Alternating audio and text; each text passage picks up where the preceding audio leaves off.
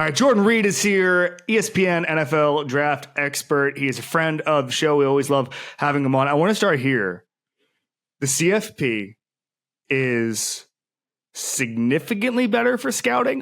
Just the ability to be able to see, and obviously there would be, going back to the BCS Bowls and then the New Year's Six and all that stuff, you would always see like an Ashton Jeanty play against a Penn State. You'd always be seeing that stuff. But now you get a bigger sample size. You get to see different matchups. You get to see different skill guys go against different secondaries. Like, how much has just this year, now that you're watching and now that we're 2 rounds in, how much has the CFP changed the scouting, just your ability to see it?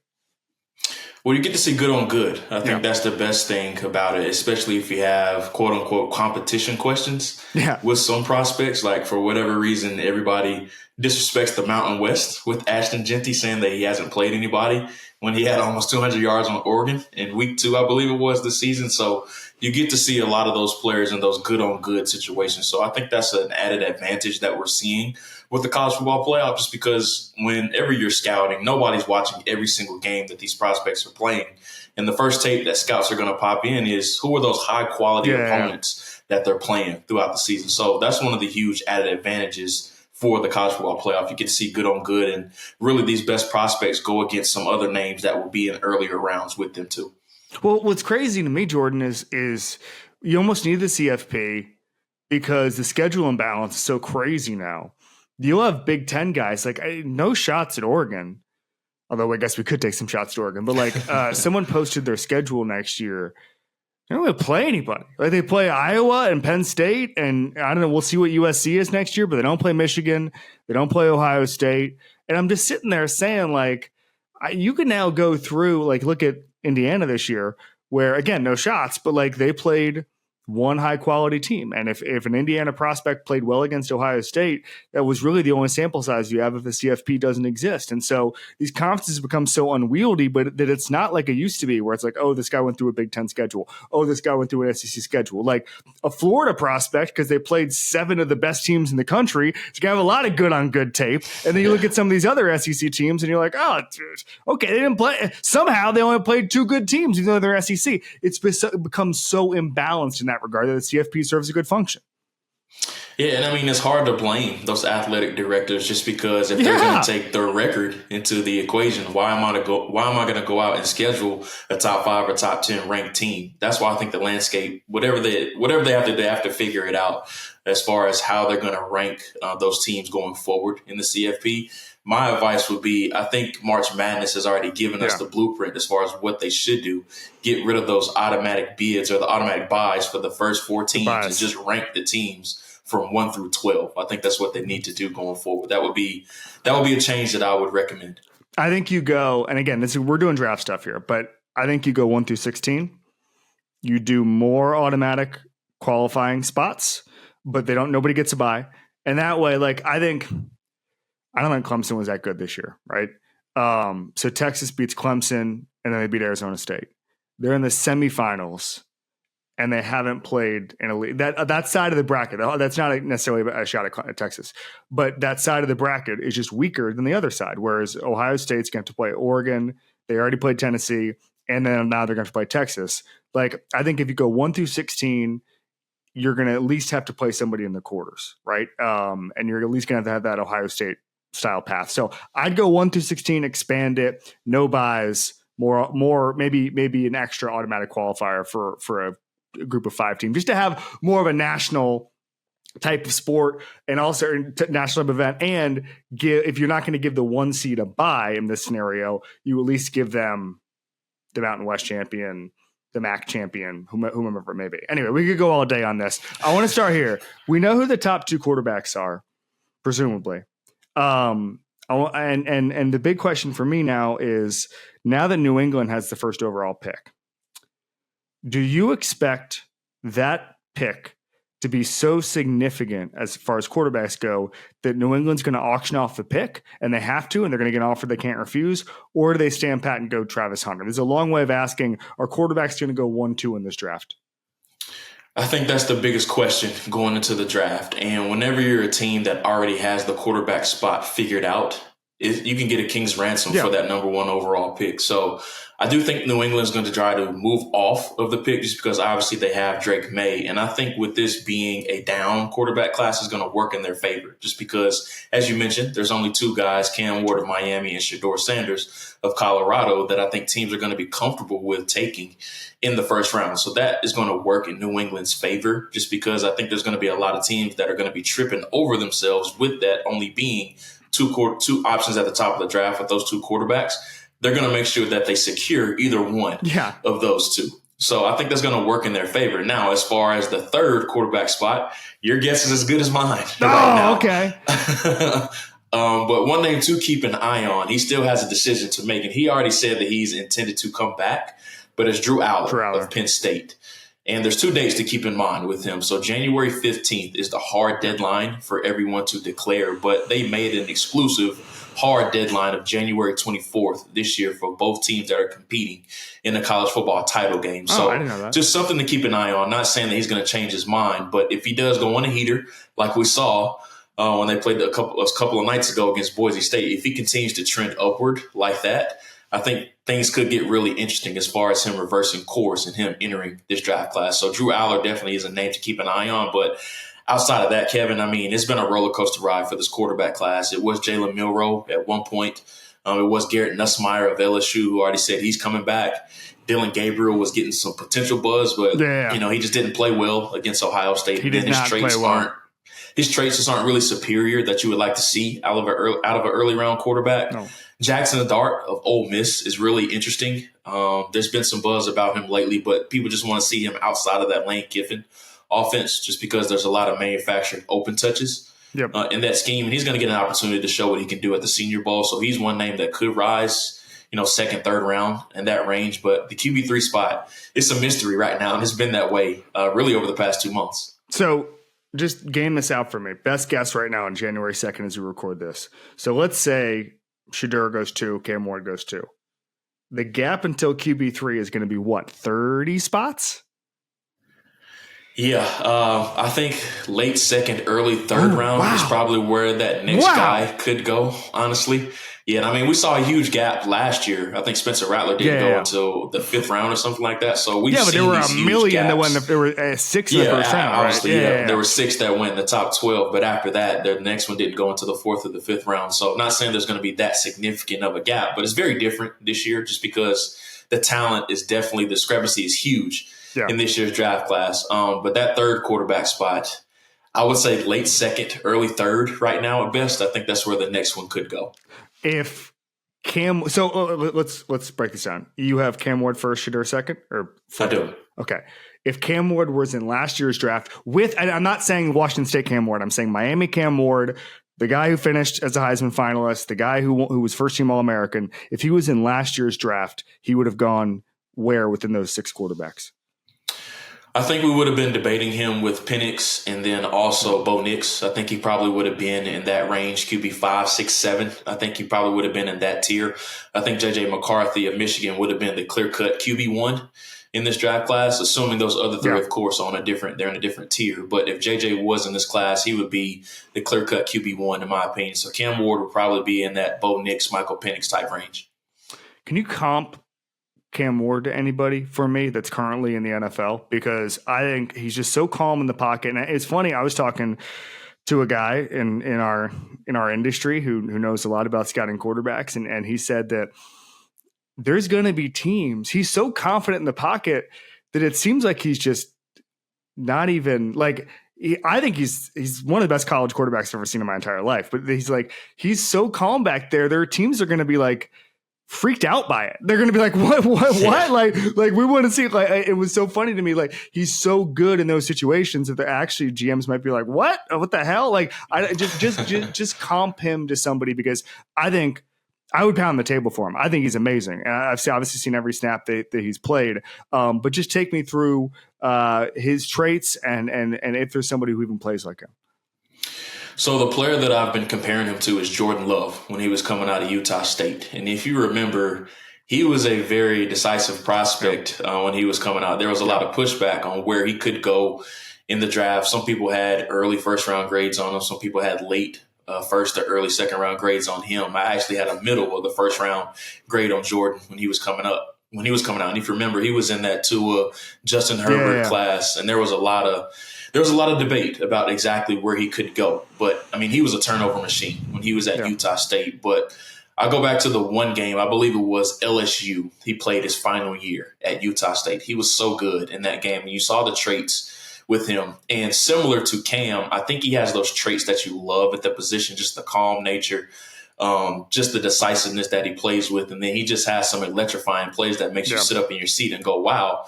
But in between those plays, you're going to have some, man, what the hell was he thinking on this throw? So I think those are some of the plays that Cam has to learn to eliminate on the next level. But I've always had the belief that I would rather have an aggressive type of quarterback that I have to reel in at some moments, as opposed to a guy that I have to beg to push the ball down the field. So I think there's going to be a lot of interest in Cam. And I know a lot of people are not, really interested, I would say, in this quarterback class outside of him and Shedeur Sanders. But the best comparison, and I actually put this in my scouting report and shared it with a buddy that works in the league when talking about Cam, is that it's kind of like watching prime Russell Westbrook, and that he's going to give it his all every single night.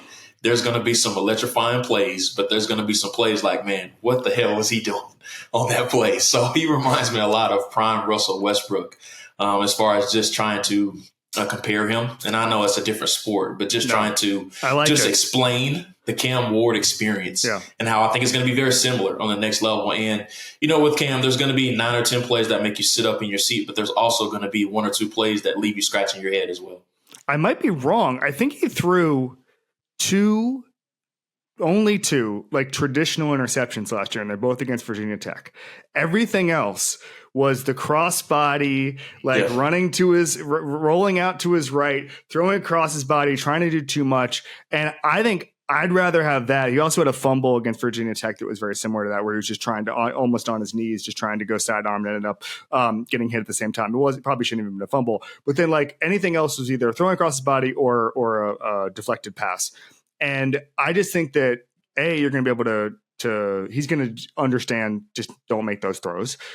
He's going to make enough of them to where it's almost like Josh Allen. You don't want to take that aggressive nature out of his brain. He loves that.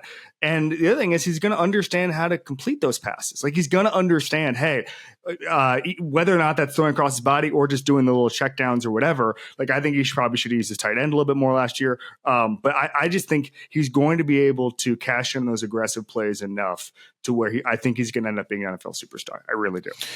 Yeah, I agree with you. I think Cam's going to be a really good starter on the next level. He just has to get with a coach that is really demanding. And I don't think you're ever going to get that, what I like to call that itch of him just trying to get those thrill of those big plays. I think that's always going to be in him. But I see that as a positive, honestly, just because you want a quarterback, once again, that wants to try to push the ball down the field. Now you want to eliminate a lot of those crossbody, throwing back across the field like what we saw against Cal.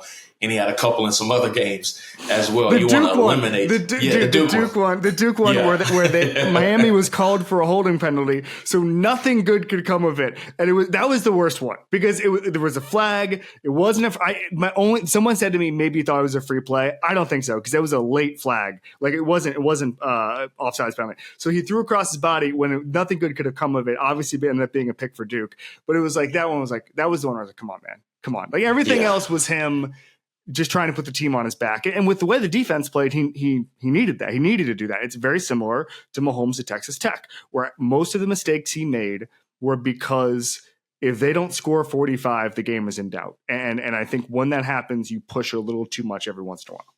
It's Sandlot football, hero moments. That's all it is. That's what he tries to do. And you have to try to get those, eliminate or minimize a lot of those with him. But once again, I think his aggressive nature is going to be a positive to some coaches that really accept the challenge of coaching him on the next level. Completely agree. All right.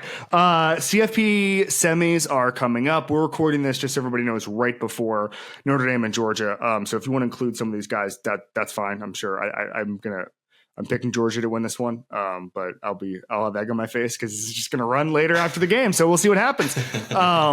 CFP semifinal prospects I should know about. Go ahead. I mean, there's plenty. Yeah. Georgia has plenty. Notre Dame has plenty. One that I love, though, is Abdul Carter of Penn State. Yep. I'm sure you saw his impact, even though he only played in the first quarter and a couple plays in the second quarter against Boise State. Everything that he does just looks like Micah Parsons. And, you know, the jersey number, the team that he plays for, I know that may be a lazy comparison to some people, but he's literally Micah Parsons reincarnated. His first step urgency, the physicality that he plays with. And I posted a clip on Twitter, of where he was moving on a twist, and this dude literally could run full speed and run around like a corner table. Like, that's how flexible his hips are. He's ridiculous, man. Like, I think he's one of the best defenders in this draft class. He's my number 2 overall prospect behind Travis Hunter, and it wouldn't surprise me. Like, if he goes 1 overall, like, that wouldn't surprise me at all. I think he's that caliber of prospect. Why should you bet with Caesars Sportsbook? 2 words: Caesars Rewards. Every bet brings you closer to the types of benefits only Caesars can offer. Hotel stays, VIP experiences, sports and concert tickets, and more. It's not just an app, it's an empire.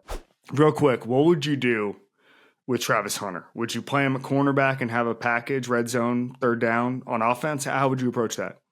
I would play him at corner full time, and then, 15 to 20 plays max as a wide receiver, just because I've never seen anybody play defense part time. I've never seen anybody do that and play offense full time. I've never really seen that from a prospect. So for him, I think he's a better corner, honestly, and I think he brings so much value with being able to shut down a half of the field. And then you use his freaky traits and his athleticism as a receiver. And it's not just red zone or third down. You can put him in there. Don't just allow him to be a decoy. Just have him in a package of plays or a script of plays and just allow him to be him. I think Travis is the best player in this draft class, but I would play him at corner full time and then have some type of package of plays for him as a receiver.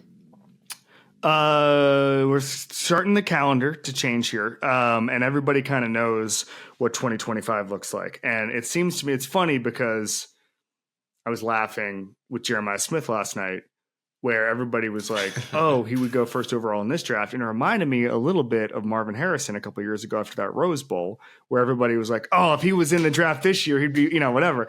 Marvin Harrison Jr., obviously.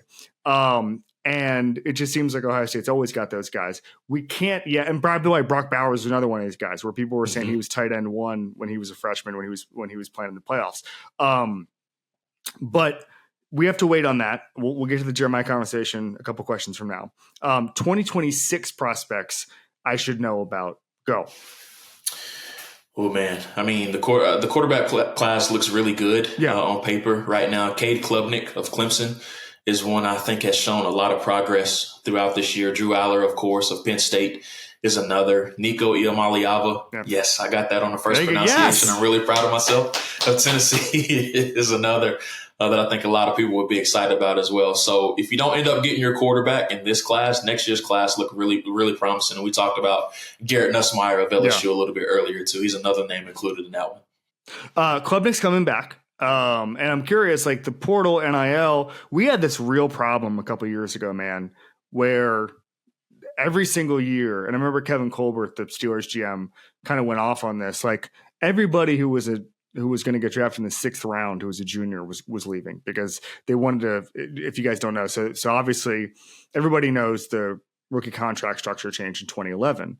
But what the sort of downstream from that was that players decided it didn't matter. There was no difference necessarily financially between being a 2nd round pick and 4th round pick. Obviously there was a difference, but it was negligible. It wasn't like it used to be. Right. And so the entire thing was, let's just start the clock on the veteran contract. And that's why so many guys who were like 5th round picks were like, I don't care if I can improve my draft position. I just want to get to the NFL, get to the league, start the process, and then reach free agency in 3 years. That's all that mattered. And now you can stay for $1 million if you're a prospect. You can stay for more than that if you're a quarterback, and you can get that money. You can work on your draft stock. You can work on your production. You can go in the portal and find a place that suits you on offense, suits your offensive line. I mean, look at, not to harp on Cam Moore, but like he goes to a place with an awesome offensive line with 4 deep at skill guys, good running game, good offensive coordinator, Broyles Award semifinalist, And all of a sudden, you're going in the top 5. That wasn't going to happen in Washington State. Last year, Michael Penix would not have been a first-round pick at Indiana. Bo Nix would not have been a first-round pick at Auburn. Caleb obviously would have, but at Oklahoma. But there's just all sorts of examples of the portal finding these guys and accentuating it. How has that changed the older draft, the older prospects, the guys who were just staying? How has that changed your job?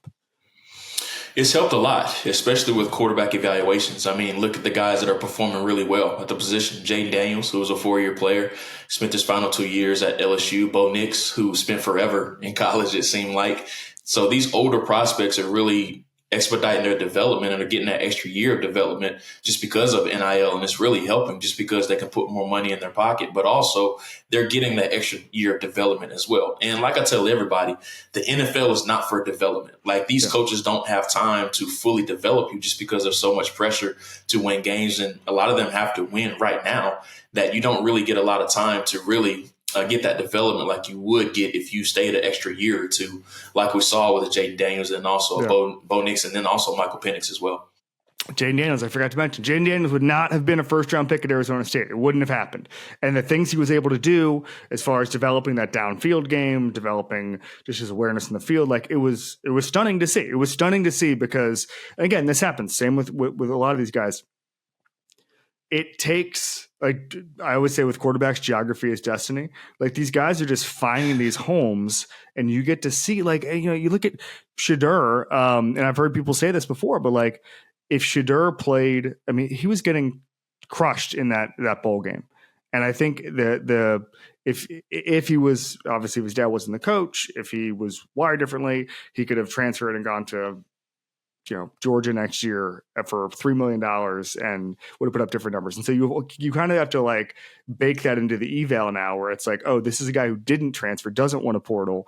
And he still looks like this. Real quick, your comp on Shedeur last time was Geno Smith. Still feeling that way. And where does he rank? Like you mentioned, that obviously the quarterbacks are not 1 and 2 on your board, even though they might go 1-2 in the draft. Where is Shedeur actually on your big board? Yeah, so it is still Geno Smith. I think they have a lot of very similar parallels, just the poise that they play with, a game that really is predicated upon their ball placement, and then the IQ, and then just how they're never unfazed. No matter how many times he gets hit, he's super tough. I mean, you can go watch every single game this year. He's getting hit. And I know their offensive line played better, but he constantly kept coming back. And really outside of the Nebraska game early on in the season, I thought he played really well throughout most of this season. Of course, the bowl game against BYU, that wasn't one of his better performances. Really his worst since that Nebraska game. But outside of those 2 games, I thought he played really well this year. And as far as on my big board, I believe he's my 15th overall player right now. So that just goes to show you that there's going to be some reaches for quarterbacks in this draft, but I call it the QB tax. Those guys are always going to be pushed up to the top of the board just because of how important the position is. And because guys want to save their job, they want to reset the clock, like all that stuff. I mean, so much of it, and I've gone long on this before, but like I think so much of taking a quarterback is, GMs in their 3rd year, they don't have a contract extension. They don't have anything to do. It's like, oh, let's just reset the clock, start again. You can't fire me after 1 year. We need stability, right? Like happens all the time. Like, again, I've said this a million times in the show, but like someone smart has said to me one time that whenever you think about a team making a decision, they're not making a decision based on winning the Super Bowl or keeping their fans happy. It's their kids are in private school. They've got a mortgage to pay. And it's like, when you view every decision through that lens, it makes a lot more sense. Hey, would everybody saying Jeremiah Smith would go first overall this year? Not everybody, but I heard a bunch of people say it. Is that true? Yeah, without question. He's a dude, man. Like, and I'm one that doesn't give a lot of praise to young guys just because, and you talked about it a little bit earlier, these young guys that break out really early, they're treated like gods until they're draft eligible. And I remember this happened with Trevor Lawrence. Yeah. Trevor Lawrence was seen as a god up through his freshman and sophomore season. And then as a junior, everybody started picking holes in him. So I think that's going to happen with Jeremiah Smith.